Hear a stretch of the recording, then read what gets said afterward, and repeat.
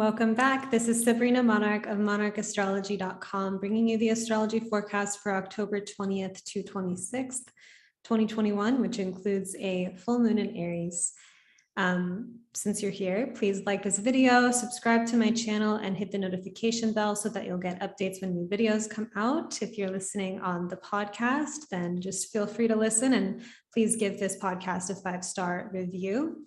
And leave a comment if you're watching on YouTube and let me know what resonates with you and how you're doing this week.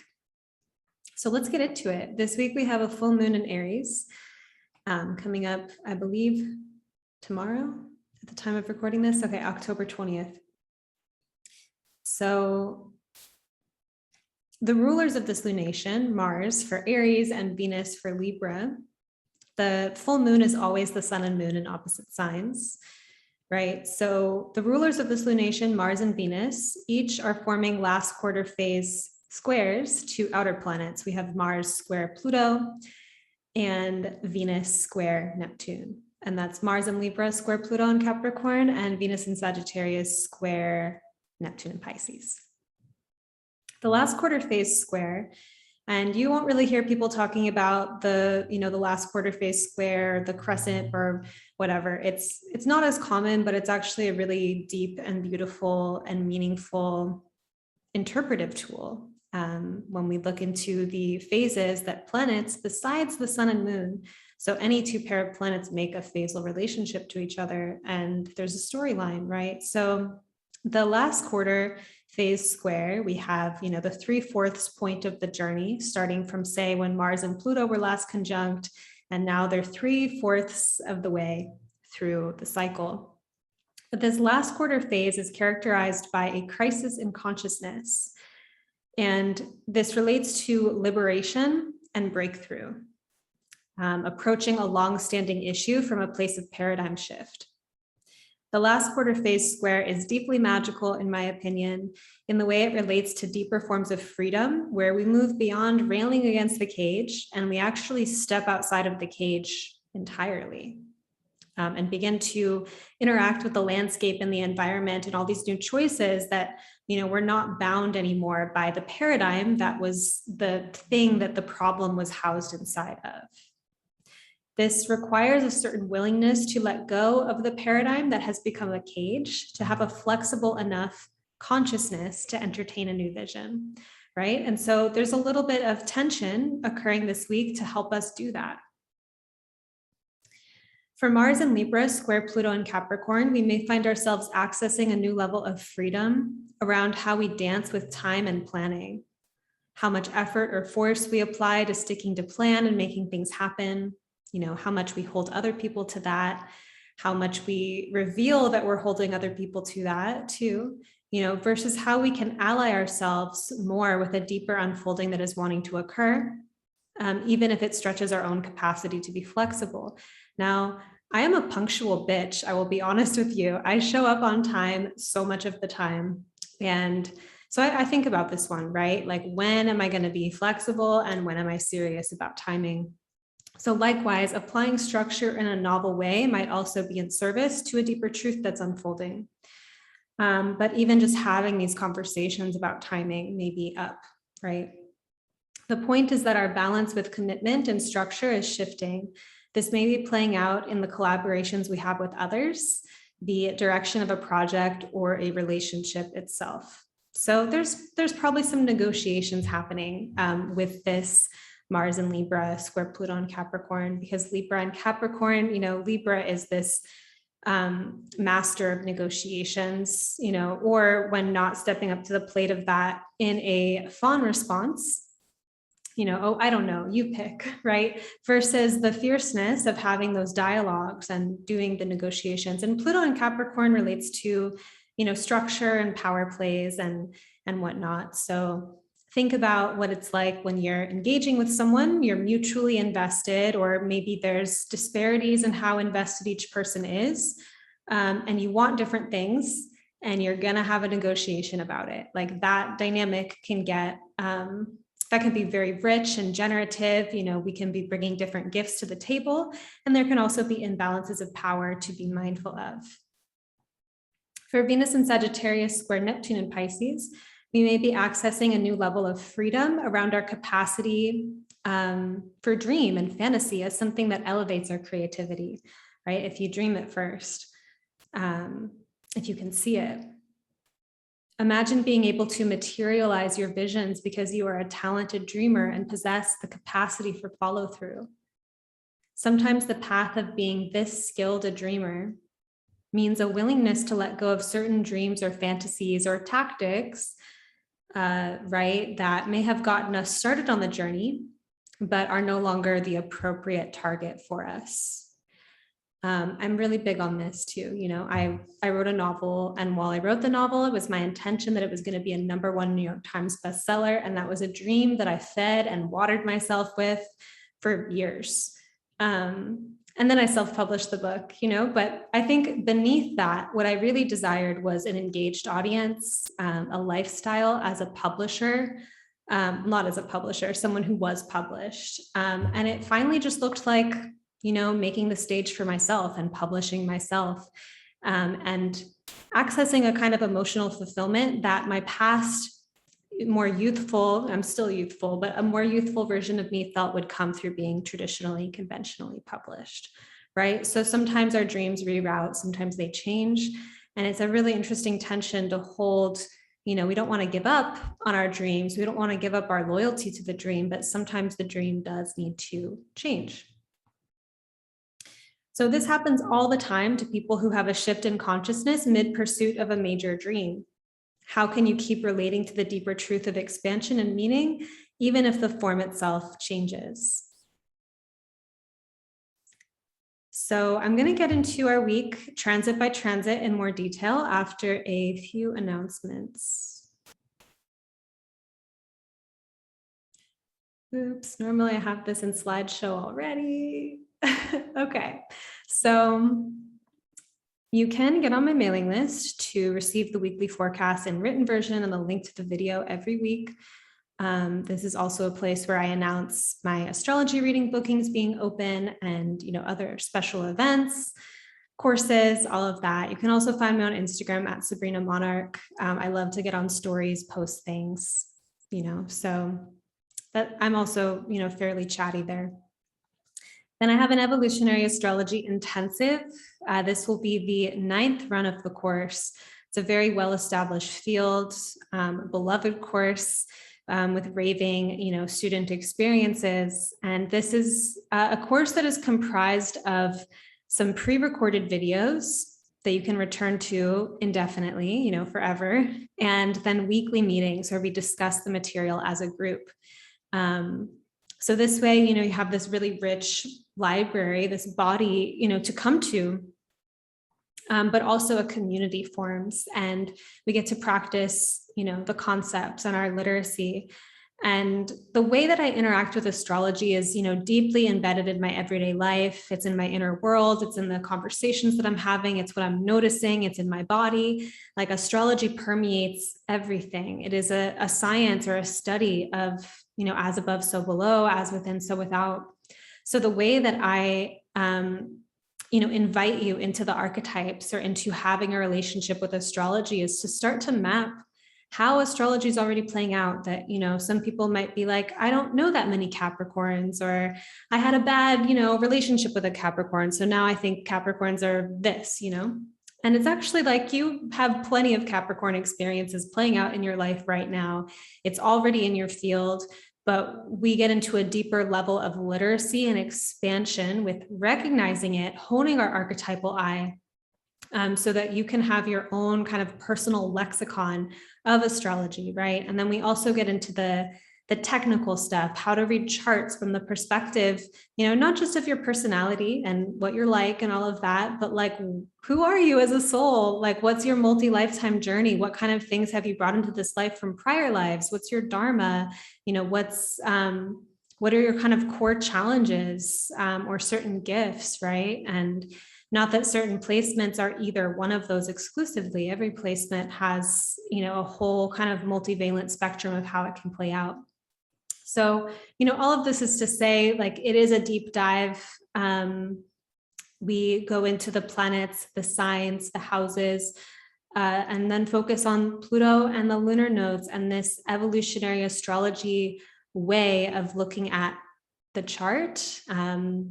I say, it's a way of understanding astrology, but ultimately it's really a wisdom school, because the way that we approach the archetypes, the outer planets, we're touching into some really deep mysteries in this reality. And evolutionary astrology is deeply close to my heart. I've been growing up alongside it. I'm in my Saturn return right now, and I encountered this form of astrology when I was 21. And it's not just been something that I, look at or do or something. Sometimes it comprises, my life. It's informed so many ways for me to really deepen into my talents and gifts and work through challenges, or kind of like my shadow material. And really just participate in reality more skillfully, and individuate, right? I forget, maybe it was Stanislav Grof who said this, I'm not quite sure, but astrology as a Rosetta Stone for the soul, or for our individuation. And so what is it like to develop a much deeper, much richer, much more life-enhancing and compassionate relationship with your chart, such that it can, really generate a lot of positive momentum or evolution in your life.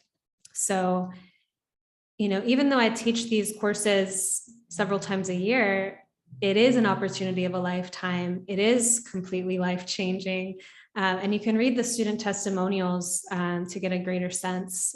Students often report that they feel, more creative about the way that they live their life, that they experience, emotional healing and spiritual evolution, as well as that they receive more from the course than they could have even imagined before. So if you want to step into a portal, join me for the Evolutionary Astrology Intensive beginning November 8th, and the last day to enroll is November 5th. You can find the link in the notes to read more about the course, read student testimonials, and enroll. And I'll get back into our week.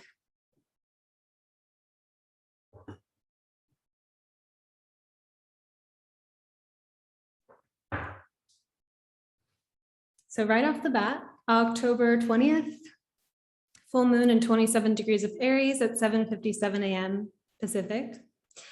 This has been a remarkably Martian lunar cycle, since the new moon in Libra began with an exact conjunction between the sun and the moon to Mars in Libra, as well as Mercury.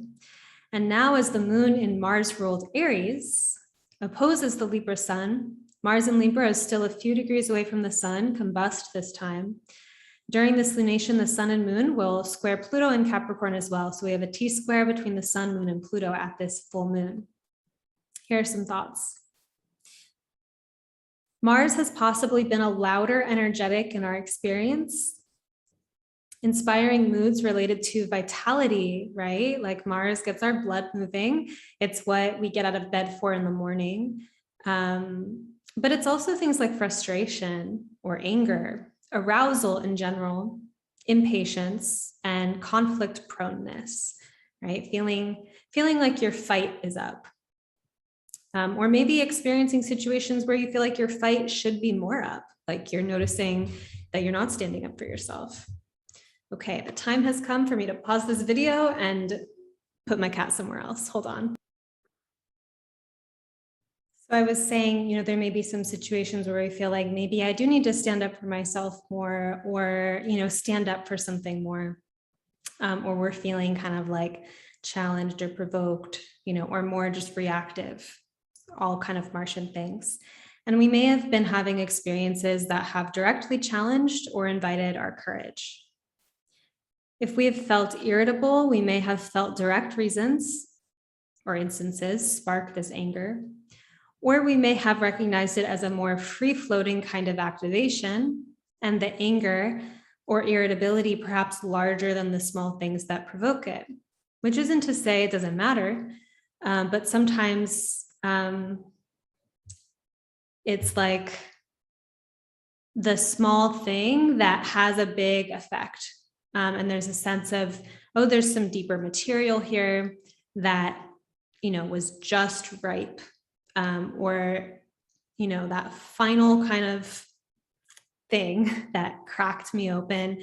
And now I have this rage inside of me that I have to look at. So, have compassion for yourself in that. And also, there's deeper maybe discovery, and we're looking at Pluto square this lunation too, which relates to the unconscious. So shadow work and whatnot. Right. And so the extra and sometimes difficult to hold amount of life force energy here has been an invitation to step more deeply into our aliveness and the responsibility to wield the potency of that aliveness, right? So if you have some big, powerful energy inside of you, or you've got some fiery energy inside of you, it's like, how do you relate to that thing within you? Mars, I think, part of the challenge of the Martian archetype is really kind of being able to wield, that power or kind of that force inside of us in a way that is noble. And, it's not noble to use that force to bully and bulldoze and abuse others. It's also not noble to repress it so deeply that we don't step up to the plate of being here in this life, right? So that kind of in between, which is funny because we look at Venus as balance, but Venus and Mars have a special connection, and Mars does kind of have that, okay, well, what's our code of honor? What are our ethics with this Martian quality that I have within me? Aries is a heroic sign that is compelled by challenges in which the individual gets to prove themselves, not necessarily to others or to the world, though that may show up, right? But ultimately to themselves, to feel themselves as the hero of the grand epic of their lives, to see themselves turn from underdog to victor, or to see one's greatest potentials realized and expressed externally in the world, right? Like it's so embodied at some point too, where it's just like you literally feel like either like chills or just like a kind of like rising like inner kind of arousal of like, damn, I'm powerful, or like I got this far. I went from nothing to something. Like there's a libido in that. And Aries, I think, really is turned on by that storyline of like shaping oneself into this like fullness, this kind of grandeur. And that can play out really in any field. It can be an athlete, it can be a business person, it can be, I think it's something quite archetypal too, just kind of about like children and bullies, and kind of that early lesson around like, for the one who's picked on, which is often Aries can often feel picked on and bullied when they're young, because there's some kind of karmic or dharmic thing there about learning how to like defend your right to just exist, right? Which can feel heavy, but on the other side of it, it's like, a wow, like I really, really am here. I really belong. I like paved my way kind of feeling. And I've always just found it interesting that when it comes to, at an archetypal level, the bully archetype, whether we're talking to like wars that no one wants to, like no one wants the war, but it's there. So what do you do when it's at your doorstep? Or as a kid, if you're being bullied and picked on and like no one's really saving you, like it doesn't matter what the rules are, what the adults try to do, it's like there's still that aggressive energy in your field, and the adults may be telling you like they're kind of doing what they can, but they're like, you got to face your fears, kid, or like you got to figure out how to defend yourself, or and I just find that kind of this archetypal like figure it out energy that I think Aries can really relate to, wherever you feel the most down and out or such an underdog. And it's like something of your sheer kind of will or inner focus that lifts you out of the situation. And there's definitely ways we can challenge that narrative and approach it from a more communal standpoint, or a more relational standpoint. But if you've ever been in that situation where you don't feel like you really had the help that you needed and you had to call upon something in yourself, like, that Martian experience. With an Aries moon coming into the full light illuminated by a Libra sun, there may be some emphasis, however, on how these heroic storylines are relational storylines, that we find ourselves assisted by and assisting others, that we are discovering ourselves through relationship, and that in anything we see ourselves doing alone, we are actually part of a relational ecosystem that includes humans and non-humans alike. So many different opportunities for how this could be working out. If you are a deep kind of soul worker, maybe you have an experience like I've had, where if you do encounter adversarial figures in this lifetime, like people that you really kind of do combat with, and you're upset about it and you fucking resent them for years or something, right? Or you're just like, I can't get over how terribly that person treated me, and you're giving it so much power and you're just like throwing gasoline on those flames, right? But you want to find inner peace with it. Sometimes at a deeper level, it's like there was a soul contract there. Like that was a person that you were doing deep battle with. Like you had some kind of past life connection. And without getting into some kind of like shame story or sin story of like, oh, I killed them in a past life and now they're, whatever. No, like none of that, but just feeling into like, what were you here to learn as a soul? And how did that person actually at some deeper level beyond the adversarial relationship you had in this lifetime, how are they actually your friend? Right. And so that can be a tall alchemical order, especially if we're, no, I don't want to see that person that way, or that person just sucks, or it's their fault. But to feel into a really deep kind of power, kind of sovereignty in your soul, sometimes it does help to look at the situation from that perspective. Then, in still another way, perhaps we're thinking about our relationships, the people that we cherish the most and we are the most sensitive to, how they respond to us, right? And feeling into, what if we're not against each other? Right? Or maybe we do have disagreements and we do kind of like have some difficult conversations, but what if we're actually just teammates, right?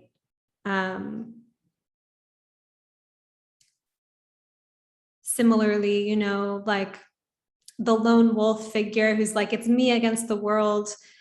How far is that attitude going to take you? What kind of consequences does that create? What kind of life is that?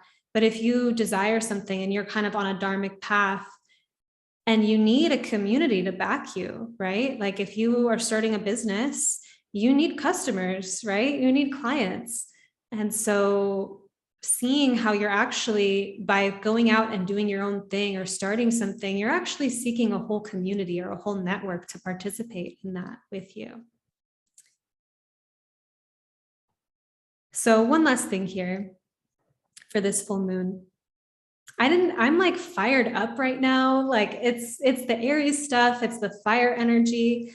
I did also go to a full moon circle that involved breath work and coffee, which I haven't drank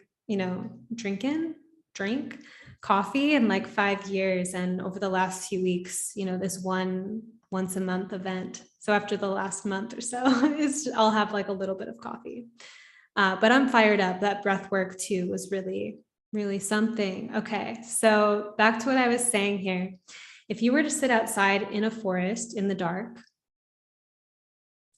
you might start to notice shapes in the trees or the stars and see your imagination morph and blend with the environment.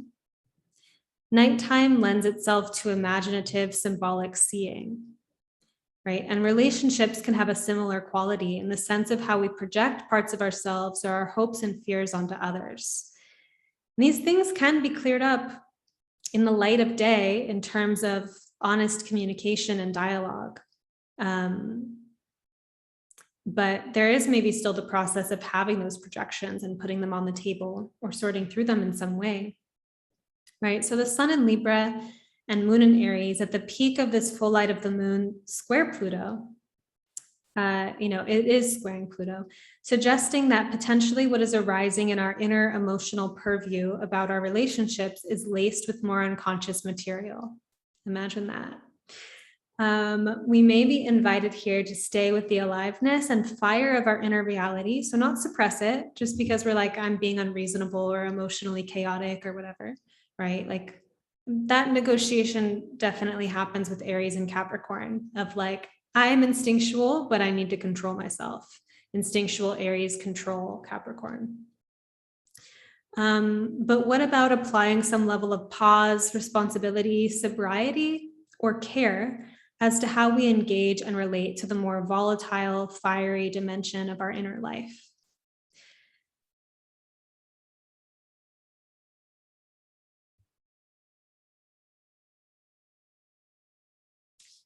October 21st, Mars in 24 degrees of Libra will square Pluto in 24 degrees of Capricorn at 9:19 p.m. Be mindful of situations where you encounter the feeling that you have no options or that your hand is being forced. Or likewise, if you are trying to force the hand of someone else, you really want something to happen. This Mars-Pluto square can relate to power dynamics and negotiations, as well as our unconscious abdication of choice. Even if the choices we have to pick from are not ideal, we may have to find the resolve within ourselves to fully choose our imperfect choice, realizing that even making a decision in non-ideal circumstances is still an act of will, and perhaps at some level also a defeat, but one we are consciously engaging.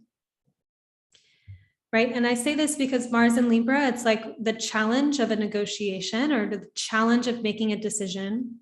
And then Pluto and Capricorn is like, there's some kind of sense of inevitability or finality or like the system or something big, like weighing down. And sometimes that's real. And sometimes it's our projection, like, you're making me feel this way, or imagining that we're being cornered when we really have other choices. And one of those choices may be to confront the situation head on and say no. But let's say we don't approve of our no and we feel like we have to be more accommodating. Then someone asks us something we don't want to do and we're like, oh, I feel stuck. Like we do it to ourselves often. And at the same time, because Mars is square Pluto, Mars in Libra, square Pluto and Capricorn, we may find ourselves or we're trying to negotiate something. And so just kind of feeling into how we're using force or not using force mindfully.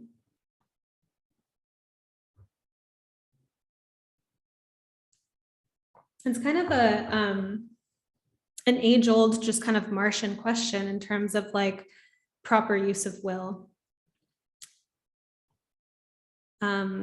In situations where we feel more free, so we're not selecting from non-ideal choices, or situations where we have the agency to create more freedom for ourselves, we have that power for whatever reason,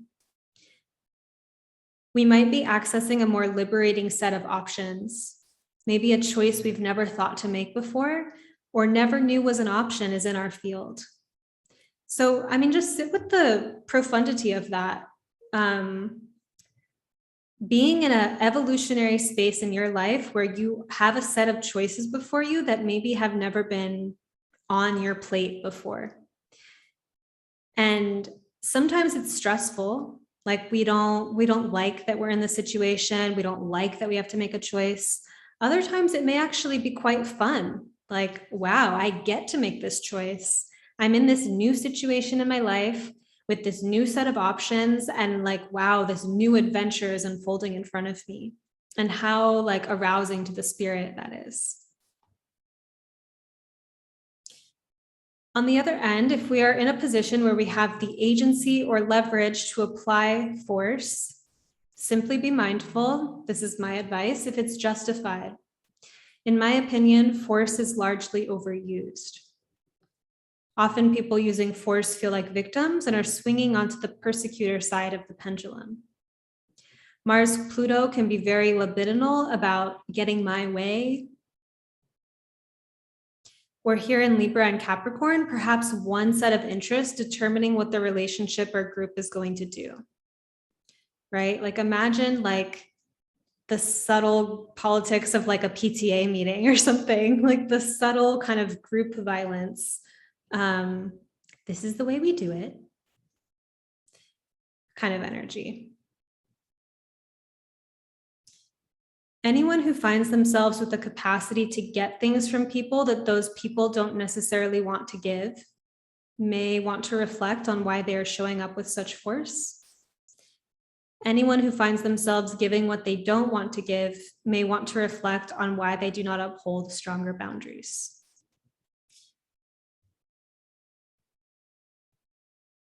I'll say that again.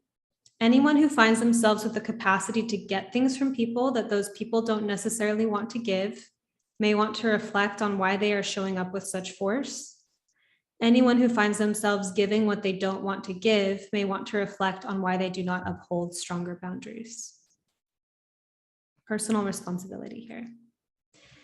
And another thing I want to add too is that not all negotiations are zero sum. It's not always a winner loser situation, right? And sometimes showing up with a kind of strength, I wouldn't say force, but strength with love can be so powerful.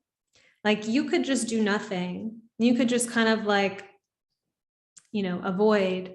But when you show up with your full self and bring that fire to your connections, when you challenge someone from a place of love, you have that kind of inner authority. You're seeing something very clearly. You're in a position to gift a kind of benevolent strength. That could be happening in the fields too, right?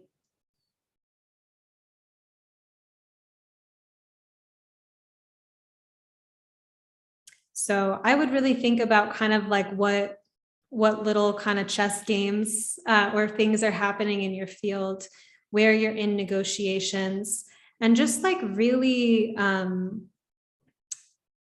the juicy part of this transit, in my opinion, is like feeling so fucking empowered about your choices, like whether they're ideal or not, like choosing them 100%. Even if you change your mind, like the resolve in that.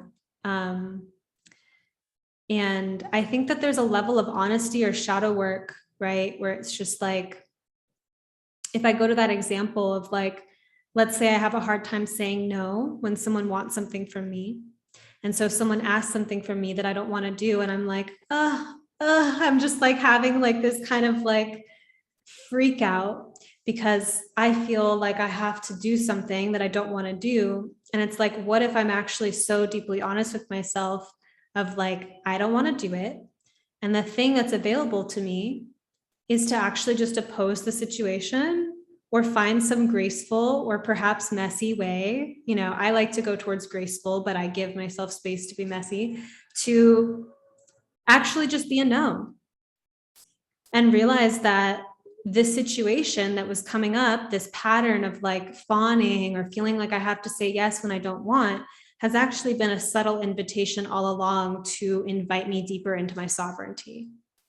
Like these things can become magical that quick. October 22nd, the sun enters Scorpio at 9:51 p.m. Pacific. Scorpio is a fixed water sign relating to our most deeply anchored emotional attachments, fixations, and bonds. If we are bonded and related in a way that is truly life-enhancing, this kind of emotional loyalty can be generative. Often, however, Scorpio challenges us to get deeply emotionally honest about where we are hooked and addicted. We cannot simply destroy the thing or blame the other, but we must unhook ourselves at the deepest possible level from getting off on the drama or loving the pain, right? Or understanding the deeper pattern. when it comes to like ceremonial cord cutting, I've just about never had a successful experience with that. And the reason is because, back when I even tried that, it's like you cut the cord in your imagination between you and a person, and then the person or the experience, comes right back, because you just snipped a little cord, and there's actually this whole deeper web of entanglements that's holding you not just to that person, but to what that person symbolically represents, their energetic, their archetype.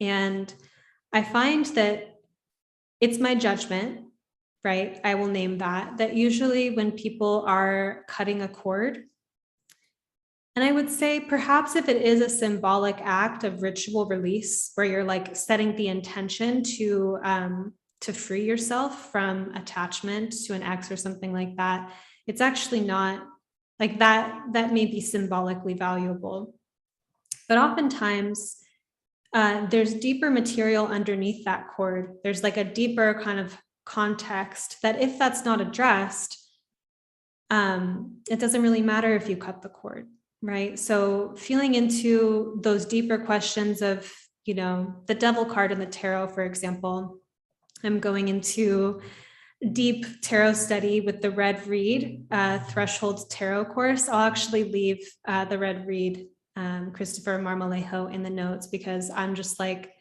so moved by their brilliance. But the devil card, has something to do with kind of like the devil card pictures these lovers who are bonded with chains. And there's, I think in many cards, like a doorway, or like they can kind of exit, but they're kind of choosing this. So when we are in a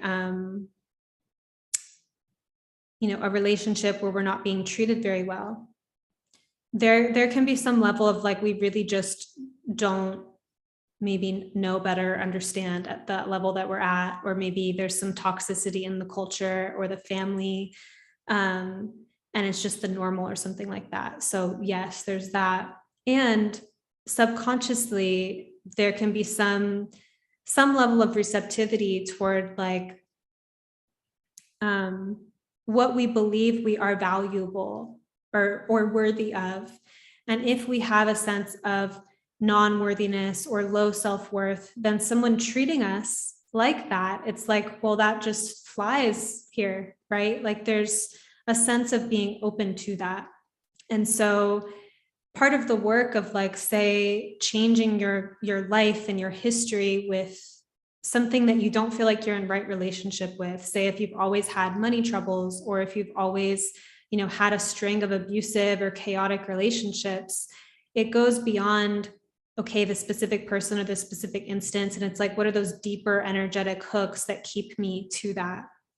One like really deep one that helped me and that I worked with was like all of the social messaging, the kind of media messaging around like crime shows and violence and stuff. So I should have given like a trigger warning maybe. But like, anyway, that sense of like,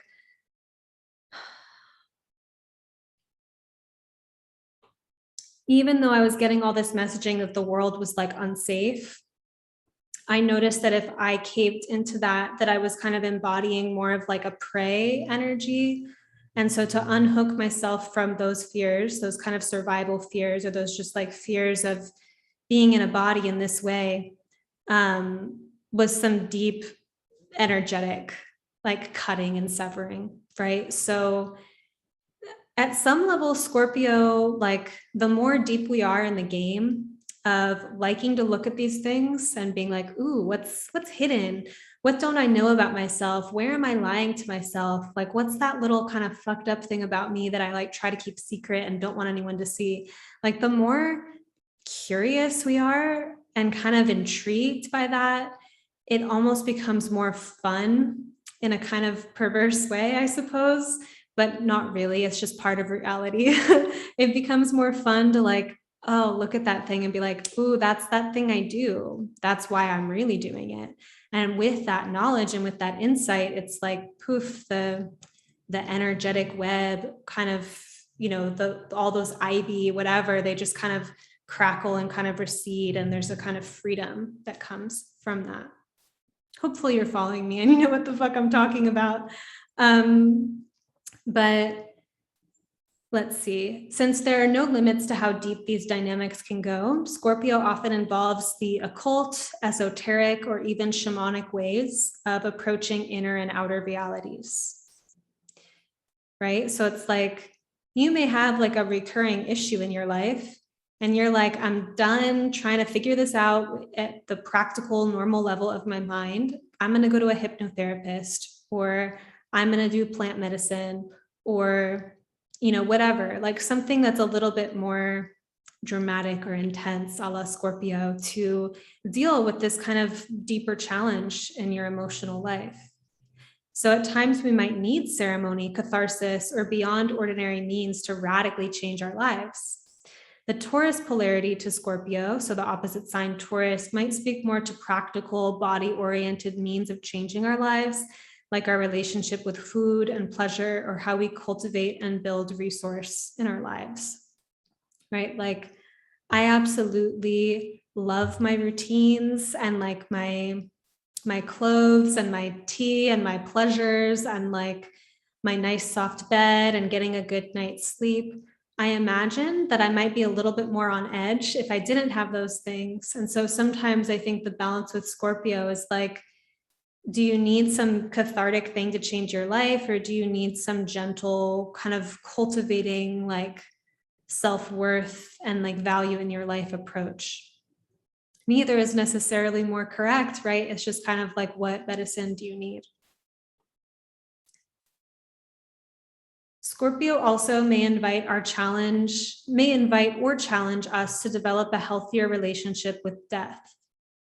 Scorpio contains the capacity to resist death and annihilation, to hold on till the bitter end, as well as the capacity to really be with and move with death. So this could be literal death, but often it is symbolic. But death is part of life. It is, literal death is part of life. So there is that. And then there's the symbolic. And by that, it's like parts of our ego and egoic identities cyclically have to die to make space for universal energy to move more freely through our channels, right? So your idea of who you think you are and where that's running you into walls, it's like putting that to rest. And sometimes that's through something more catharsis. Sometimes ceremony doesn't have to be that intense either. Like ceremony can be very gentle.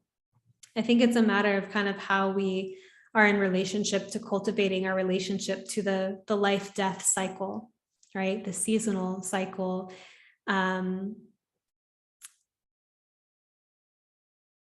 Being with those changes, and also noticing our capacity to resist change and how that works for us or doesn't. So the freer we become in our capacity to form and disentangle ourselves from attachment, right? So notice I say form and disentangle, because forming bonds, I'm not saying be totally detached, but when you have the power inside of yourself to bond or disentangle, not that it's easy, not that you get to do it immediately, right? Like, but that you have that kind of resilience or capacity for choice inside of yourselves. When we have this, we actually get to invest our energy. Scorpio challenges us to become more honest again with how we are participating in our entanglements. Being entangled does not mean we are bad or doing something wrong, right? Like, but if we choose to take a deeper level of responsibility for our lives, this includes taking account for how we are an energetic match to the situations that we are embroiled in. Not a statement to leverage against or at anyone to justify why stuff is going on in their lives or systemic things that are happening, purely a personal insight for you, right? This is how I use it. Asking, if my life were a lucid dream, why? Like, what are these symbols? I also, have the belief that my soul chose to come here and chose my circumstances as the perfect kind of ground for my soul's evolution. So for me, a deeper level of play and embodiment in this life is to find some kind of creative, playful way to relate to what's happening, even if I don't like it at a personality level. So, as always, Existential Kink by Carolyn Elliott is a recommended read if you want to kind of get deeper into the shadow work of contemplating the circumstances that you hate, but and someone says, "Oh, you're an energetic match," and you're like, "How dare you say that? That's sick." Existential Kink is the way to go. So as we evolve personally, we also shift the environment around us because we're all connected, right? So Scorpio relates to empowerment, and often when we are empowered in a particular way, we become guides for others, literally or symbolically, right? Like it can be very visible. Like I went through this challenge and now I help other people who are struggling in the way that I used to struggle. Like it can be just that, like out in the open. Sometimes it's a person's energy. Like you just feel good around someone, or you feel like this magnetic draw to them. And then the more you get to know them, you realize that they've overcome something that you are still working through. And you kind of saw that light or that kind of beacon, if you will, in them. So beautiful kind of like spiritual thing about this reality is that like we can be kind of entangled and codependent to the culture, have the problems that the culture has, and everyone's like, yeah, it's normal, right? Or it's hard, this is what we're all going through, whatever.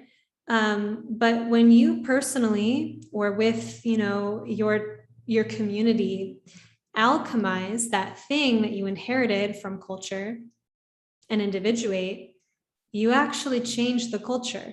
You help evolve the culture through the vehicle of your personal self. A big medicine of Scorpio is to be in relationship with our desire, as desire is a catalyst for the soul's evolution. Consider how you approve or don't approve of your desires and what inner engagement may be needed to come to a place of acceptance of your nature. Consider as well how cleanly you relate to your desires versus how often your desires come out sideways in hidden agendas or manipulative tactics. Typically, the more we approve of our desire, the easier it is to discover clean and honest ways to pursue fulfillment of that desire. So part of why I love Pluto and love evolutionary astrology is because it's a way of engaging spirituality and living a spiritual life in a very embodied way, because it actually accounts for the spiritual value of our desire, which, we could really connect to our lower three chakras, the desire at the root and the sacral, and our kind of will in terms of expressing those desires in the solar plexus. And that sometimes spirituality is painted as this very up and out thing, this kind of like desire is the cause of suffering, right? When actually like part of playing here on earth and being in this earth incarnation is to move through our desires. And, how do you be in right relationship with your animal body? And that's not just about like, it's primal, but it's also like, where do you try to kind of like make it nicer, kind of like get all up in here about what you want, when there's something like deeper here, like that dissonance will be felt. And there's a way that like when we're actually honest about what we want, even if it's like, what, I want to make a lot of money, right? And if you said that out loud, does that land softly for you? Or do you have all sorts of judgments about money being evil, or how it's going to corrupt you or whatever? Because then you may, want money, or like want to feel more comfortable in your life, or like have more options for yourself, but you don't approve of that desire, say, for that kind of financial stability or abundance. So the way that you're going to be relating to that desire and how you move through the world, like there's going to be that kind of like mixed up energy, right? So, I mean, this can go in so many different ways, applied to anything that you desire. So simply knowing what you desire and kind of cleaning up your relationship Scorpio does actually relate to like purification processes, and purification is not about Judeo-Christian sense of sin or good and evil or any of that. It's kind of like, it is just kind of maybe a more innocent, if you want to meditate on what purity is to you. But if dancing naked around a fire is like very pure to you, which it is, it's primal, right? Then feeling into, I just want to like move my body in that way and like dance to a drum in the woods. Like, why am I not about that life? Why am I, stuck in this office or something like that?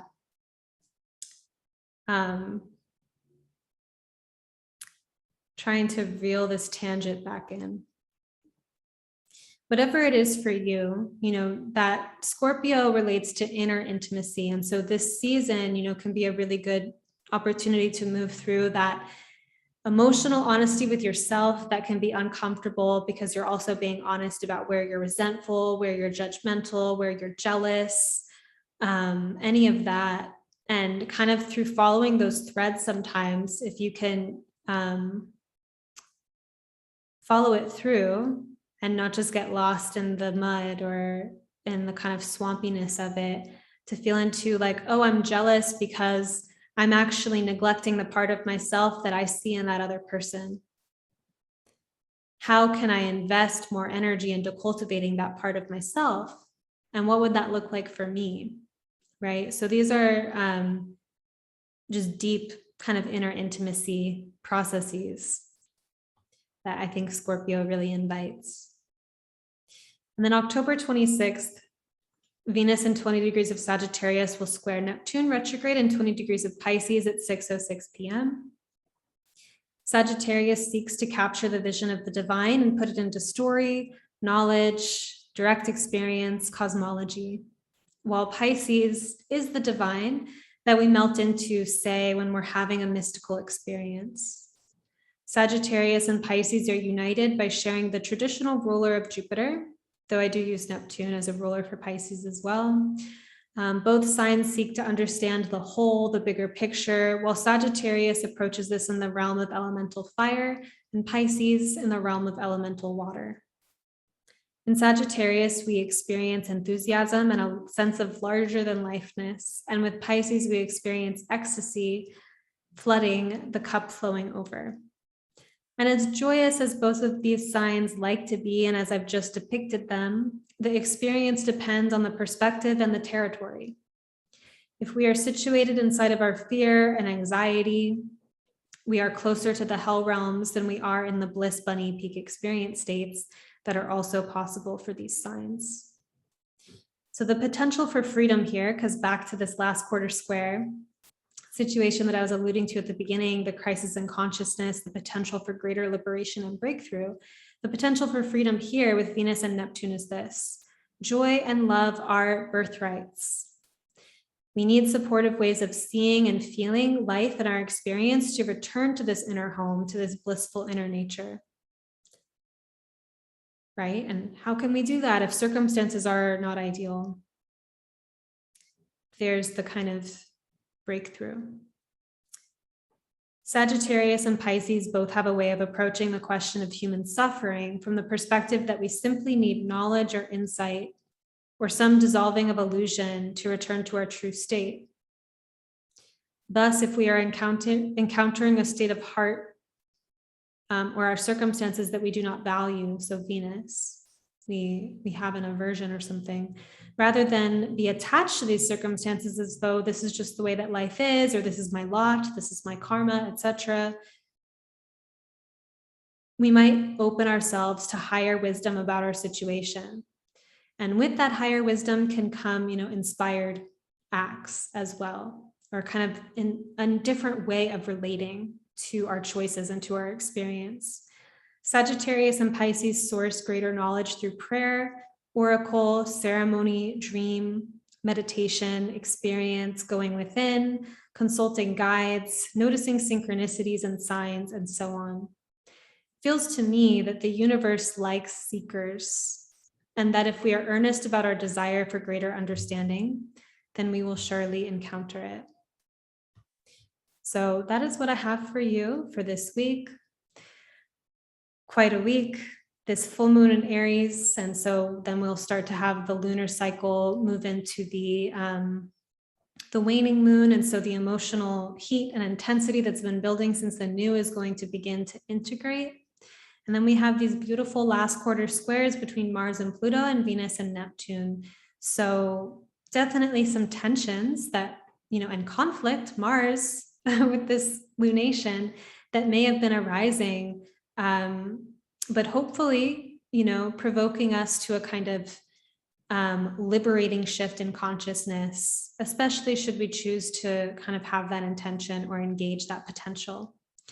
If you haven't already, please like this video, leave a comment, let me know what resonated with you.